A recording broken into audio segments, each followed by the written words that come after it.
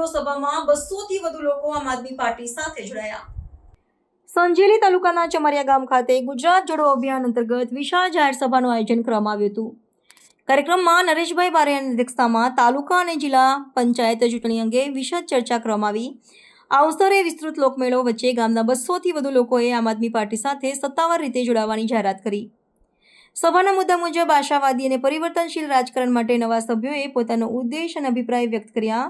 પક્ષના જિલ્લા તેમજ સ્થાનિક આગેવાનો સંજયભાઈ મકવાણા સહિત સંભળાવા પધારેલા દરેક નવા સભ્યને ભાગીદારી માટે અભિનંદન પાઠવ્યા। ભાજપ અને કોંગ્રેસ જેવી પરંપરાગત પાર્ટીઓ સામે નવી વૈકલ્પિક શક્તિ તરીકે ખુદને પરિચિત કરતા આમ આદમી પાર્ટીએ ગ્રામ્ય વિસ્તારોમાં સક્રિય થવાનો સંકેત આપ્યો। આ પ્રસંગે માર્ગદર્શન આપતા નેતાઓએ તમામ લોકોને લોકતંત્ર વિકાસ અને રૂપરેખા અંગે જાગૃત રહેવા અપીલ કરી। આવનારા પંચાયત ચૂંટણીમાં નવીન દ્રષ્ટિ લઈને પાર્ટી આગળ વધશે તેવો અભિપ્રાય પણ વ્યક્ત થયો।